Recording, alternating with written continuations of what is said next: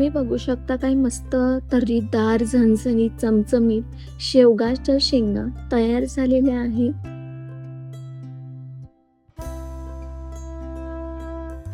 नमस्कार, मी Ashu. I am Ashu cooking and vlogging चॅनलवर तुमचं सर्वांचं स्वागत करते।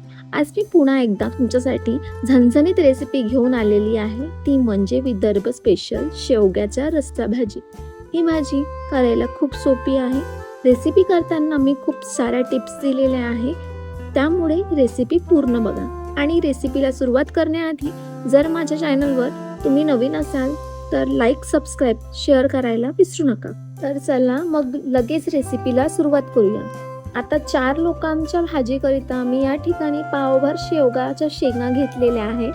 तर या शेंगा घेताना या पद्धतीत घ्यायच्या आहे, म्हणजे जास्त बारीकही नाही आणि जास्त जाडही नाही, कारण जास्त जाड घेतलं की त्या कळू लागतात, बिया ठोकर असतात। जर एकदमच बारीक घेतलं की त्या जास्तच कोवळ्या असतात, त्याच्यामध्ये हवा तसा गर निघत नाही। शेंगा एक साइडनं थोडीशी कट करायची आहे आणि त्यानंतर अशा पद्धतीने ओढायची आहे। आता आपल्याला शेवगाच्या शेंगाचं साल काढून घ्यायचं आहे। अगदी संपूर्ण साल काढायचं नाही आहे, फक्त मध्ये मध्ये थोडं थोडं साल काढून घ्यायचं आहे। जर आपण सर्व साल काढले तर त्याचा चुरा होऊ शकतो। सर्व शेंगा कापून मी पाण्यामध्ये टाकून घेतल्या आहे। आपण शेवगा उखळणार नाही आहोत, आपण भाजी बनवताना शिजवून घेणार आहोत। वाटण करण्यासाठी मी 2 मध्यम आकाराचे कांदे बर्नरवर भाजायला ठेवले। मस्त असे कांदे भाजून घ्यायचे आहे। आपण फक्त कांद्याचंच वाटण करणार आहोत आणि भाजलेला कांदा मिक्सर मधून फिरवून घ्यायचा आहे। आता आपण कृतीकडे वळूया। आता भाजी करायसाठी कढई तापत ठेवलेली आहे, यामध्ये घेऊया 1 वाटी तेल। तेल चांगलं गरम झालं की त्यामध्ये आपण घालूया अर्धा चम्मच जिरं। जिरं चटकले की त्यात आपण तेजपान घालायचं आहे आणि सोबतच घालायचं आहे आलं लसणाची पेस्ट। छान असं परतवून घ्यायचं आहे। हे सर्व मध्यम ते मंद आचेवरच छान असं परतवून घ्यायचं आहे। छान 1 ते 2 मिनिटं चांगलं परतवून झाल्यावर आलं लसूण छान असं परतवून झालेलं आहे।